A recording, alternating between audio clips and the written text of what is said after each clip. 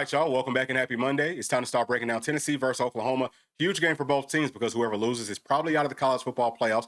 We already know how big of a deal that is. And then also, it's a dark mode night game at home. And Neyland's got to get up for it. You know, if we can't get up for this game, I don't know what to tell you because it hasn't been great at Neyland, I don't think, over the course of the year. Whenever I'm watching the All 22 film, if the camera ain't shaking, we ain't loud enough, this is the time for that to happen. But I also love dark mode. It's my favorite week. I love those jerseys. The only one that I like probably as much are like those cream color jerseys for the baseball team. I think we need to start wearing both of those jerseys a little bit more. But you know, Coach Heupel, man, he played and coached at OU, so he wants to win. There's still some bad blood there, but his players love him and they want to win for him. So I think that you know, the expectation should be the absolute best from all of our players, from all of our coaches, and from our fan base. We've got to get things rowdy. And if we do those things, I think that we can win. But we're going to be starting off today on Tennessee's offense versus Oklahoma's defense. Their defense is really good. Looking at the numbers, obviously it's great there. But watching the film, it's like, yeah, you know, that obviously backs up what the numbers say for the most part. Now, I do have more confidence today than I did yesterday because all I've been doing, you know, pretty much since yesterday is just watching film on their defense. They're good. All right, they're going to blitz a whole lot. If we can figure out how to have some answers to their blitzing, which this is going to be a big-time chess match, Hypo does have to be at his best. Our players obviously still have to execute too. But if we can figure that part of it out, we can do some good things. There are some holes in their defense. But with all that being said, y'all, please make sure to like and subscribe to the channel. Let's go ahead and get started. And we always kick it off with the talent breakdown between us and whoever we're playing. So we pull these numbers from 24/7 Sports. It's our offense versus their defense. And I like to focus on the 5- and 4-star caliber players. That's what we call blue chip players. So Tennessee has 20 on offense and Oklahoma has 30 on defense. They are very talented, and you can tell. Like they play like it, they move like it. They got some guys that's like, I have no idea how y'all are losing any ball games. But let's move on and let's talk about their two deep on defense. Everything in red is all their guys up front. I think that their front is really, really good. It might be the best front that Tennessee's faced all year, but I'd say that we'll probably face, period. And it's not just based off of like their high school rankings or any of that. It's based off how they actually play. They got some dudes that are twitchy, that are mean, that are dogs. I mean, they got some monsters up front. They're really good at pass rush, and they're pretty good versus the run, but I've seen them get moved. So that's something to keep a very close eye on. Everything in white is their linebackers. That's their stand-up backers. Those guys play well, but I think that it's more because they've got a really good front four that helps those guys out. Like the front keeps them clean. You can see that there's different sizes there. There's some smaller guys. There's some bigger guys, but they can all move. So as far as the players in blue, that's their secondary. And the first thing that stands out to me, y'all, is if you look at number 23, he's only 5'9". He's one of their starting cornerbacks. This is going to be the shortest secondary from top to bottom for sure that we faced in like conference play, but maybe over the course of the year. Think about a 5'9" corner one-on-one versus Chris Brazzell. That's a problem. Or one-on-one versus any of our guys because we should be able to win those matchups. So, you know, again, very, very talented, but just wanted for y'all to see how their two deep looks on their roster like we do every other week. So these are the stats. Okay, you can see the strength of schedule on top of each team. This is as close as it's been all year outside of the first game, where Tennessee's strength of schedule is at 21 and Oklahoma's is at 22. Now, we're talking about their defense, right? They haven't faced up against that many good offenses. Really, I'd say the only you know, good, like from top to bottom, good offense that they face is going to be Ole Miss, and they lost that game at home last week. I hate whenever teams play Ole Miss in the previous week that we had to play them because they run the exact same system as Tennessee does. We run it a little bit differently. There are some different wrinkles. Obviously, there's different personnel, so on and so forth. I think that Tennessee's offensive line is going to be better than Ole Miss's. I hope so. You know, it has been so far. But they also have a quarterback that is probably, he's definitely more mobile. He's very accurate. And, you know, I think that Coach Kiffin, he has a really good rhythm to his play calling. So, again, man, the offensive staff has got to be on point. This is really, I mean, talk about the execution for sure. The players have to execute. I think that they'll be up to that task. But, man, we've got to give them the chance to execute. But just like looking at these numbers, you can tell, obviously, Tennessee's winning in most of these categories versus a very, very good defense. You know, they will generate pressure, you know, because they blitz so much. If we can figure out who to pick up, all right, and if we do pick them up, then we're going to be fine. That's the biggest key to this game, I think, from top to bottom. That is like the number one factor. We've got to be really, really good at that. And then also, if you come down to the very bottom, as much pressure as they generate, they're not really like turning the football over very much. So that's pretty interesting. I hope that it stays that way, obviously, but we still have to take care of the ball. But it's a pretty big margin there. And then y'all can see where everything else is at. Their third down defense is really, really good. I think that ours is better than we're getting credit for. We just have to use our quarterback's legs and think outside the box and don't do stupid stuff from a play calling standpoint, and we should be fine. And then red zone, we're actually better there. So that makes you feel good. I think that Tennessee can take some deep shots, and then inside of the red area, man, like let's just go to work. You know what I'm saying? All right. So this is their 5 key players. I really could have went with 4 defensive linemen. I have no defensive tackles up here, which I kept on going back and forth, but I'm just gonna stick with what we have. But could have just went with 4 of those defensive linemen and then the linebacker down at the very, very bottom, number 5. And his name is Kendall Daniels, 6'5", 242, red shirt senior, 31 tackles, 2 pass breakups. That ain't gonna wow you, but whenever you cut on the film and understand that this is the guy that helps them to run their base defense, that 4-3, as much as they do, because whenever you think of a 4-3, you're thinking, okay, they're not going to be good versus the pass. But they have a guy that is defensive in size, okay, that can play at safety, and he does play at safety sometimes. I've seen him within their 4-3 go to a 3-deep safety look. He's playing at safety. He's covering slot wide receivers with really good coverage. He's a freaking stud. I mean, he should be like one of the every single NFL scout should be drooling over him. I don't want to boost him up too much just because I don't think that he knows how good he actually is. But man, his skill set is like astronomical. He's one of the most talented football players, just from like a size to speed to all that type of stuff standpoint, that maybe I've ever seen. He's one of those types of guys. All right, so I wanted to start it off right there because I think he's one of the like most key pieces to their entire defense. He really, makes what they like to do go. Obviously, he can rush the passer too. So coming back up to the other backers, right? We have number 10, Kip Lewis at 6'1", 227. He's a redshirt junior, leads the team in tackles with 43. He has half a sack, and he has 1 pass breakup. So he plays at will, especially like whenever you're playing 4-3, the will is going to be pretty clean. That's probably why he's leading the team in tackles. I don't think that he's their best linebacker. Their mic is really good too, but he's just eating up so many blocks that he's not always going to be able to make the tackles. But they have a lot of very talented linebackers. I can tell you that for sure. But he's good. Like, they blitz all these guys. He's good at blitzing. He's good at getting in between blocks and getting in between gaps and all that type of stuff. He's a pretty sure tackler. And I could echo a lot of the same things for number 38, Owen Heineke, 6'1", 227, redshirt junior, like same size, all that. He doesn't start. He's going to come off the bench. But you see, I think he's the second leading tackler on their defense with 33 tackles. He has 1 sack and he has 4 pass breakups. He makes plays, okay? He's very opportunistic. He uses his twitch well, blitzes very well. So it is kind of a nightmare understanding that their front is so good. And again, I wish that I could talk more about those guys, but they've got a lot of dudes up front that keeps those backers clean. Now, let's talk about their defensive ends. All right, number 32, R. Mason Thomas at 6'2", 249. He's a senior, 22 tackles. He leads the team in sacks with 5.5. He has 1 forced fumble, and he also leads the team in pressure rate at 16.9, just amongst like front 4 guys that really get to play. But super twitchy, not the biggest guy. Also very strong at the point of contact. He's a really good pass rusher, but he's also good versus the run. They'll move him around, man, on some stunts, and he'll come to some different gaps, and it could be a little bit of a problem with him and with number 44, Taylor Ween. I hope I'm saying his name correctly, but he's a bigger guy at 6'4", 276, redshirt sophomore, 26 tackles. I think second most sacks with 3.5. He has 1 pick, and he also has the second highest pressure rate at 16.4%. So very, very similar, just bigger, probably stronger, but just as twitchy. Really good at getting penetration. They might line him up inside of like the B gap. He can get to the A gap and get straight to the quarterback really quickly, either on runs or on passes. Doesn't matter. I think that Cube in our game on Saturday, he kept talking about that pull pass protection that Tennessee likes to run. Going to be tough to run that in this game because they get penetration quickly. That's the whole like MO of this defense, is to just like attack. And I don't know how well that's going to work. We might have to go to something else. So we have to have some answers from that standpoint. Like I said, going to be a huge game for this coaching staff. So this is just an overview of their defense. We'll start off in the top left with their personnels.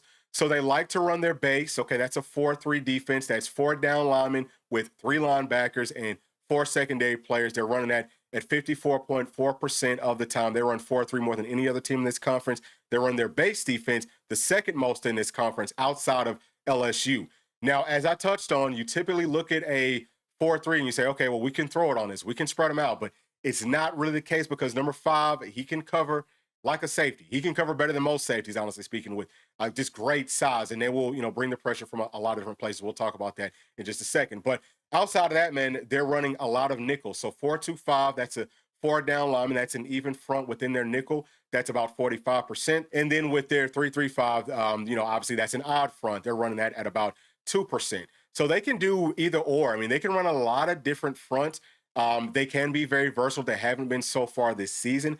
Wouldn't be shocked to maybe see some changes from that standpoint, because last season it was a whole lot of odd fronts versus us, and they had some success. Now we switched up a ton with our offense. I think that game was part of it, but especially that Arkansas game, that was probably like the biggest part of it. But either way, we have to be ready for a lot of different fronts. Now, speaking on their blitzes, all right, they're blitzing, like their total blitzes is more than anybody else in this conference at about 45% versus the run. I think that they're at like number 4 at 30.4% versus the pass. That's the most in this conference at 54, almost 55%. It comes from the outside, from the inside, from the outside and the inside. They run a ton of stunts, which can impact some of those running lanes, so you have to watch out for that. But, safety blitzes too, but they really like that cornerback blitz. I think that could hurt our offense. I wish that our defense would do more cornerback blitzes, which we, really never do unless it's coming from like that slot. But, we have to scheme it up well. That's something about Coach Kiffin, man. He has answers to everything, and he does a really good job for the most part, especially versus these better defenses. So maybe try to replicate or like mimic some of what they did. Of course, Oklahoma will have some answers coming off of that game.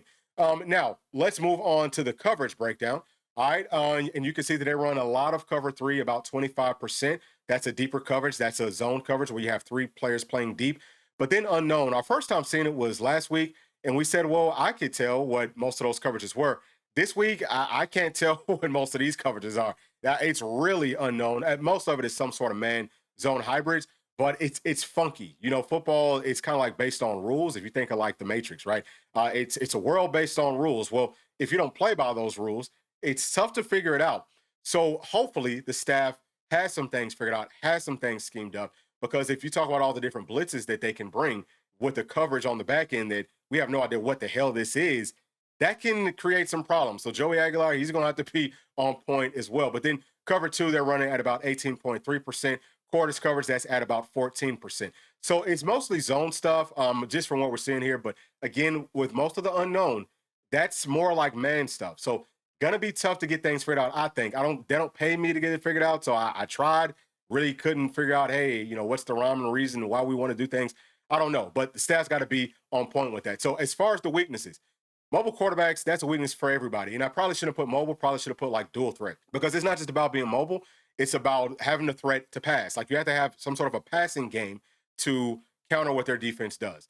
And then, looking at the options, right? So not just with the handoff read options, but also with the run pass options where, hey, we can hand it off and run it, or we can hand it off and pass it, or even triple options where, man, look, the quarterback could fake the handoff, start running, and then throw it. Like we need some of that because they want to get downhill so quick. They're blitzing so much that we can offset it with those types of option plays. They're not really reading as much as other defenses are. So screens, those work. Draws will work. Anything that counters blitzes will work in this game. But then too, I think like jump balls, because their secondary is so short, we need to try to do a lot of that. Tennessee typically does that, and I think that we're pretty good at it. So outside of that, man, I think that we can run inside zone. I think that we can run right at them. Inside zone, man blocking, where, because inside zone could get thrown off based off of the different blitzes. But man blocking, who you're blocking. So if they do blitz, well, I'm picking this guy up anyway. So if he's blitzing, I can get him. That will work for sure. We can get some movement, not a ton of movement, but if we can average about 3.5 yards per carry, that's winning football in this game. We got to try to get them out of all of the blitzing that they like to do, again, with the screen, so on and so forth. But I think maybe going empty, spreading the field out, that can help, makes it a much easier picture.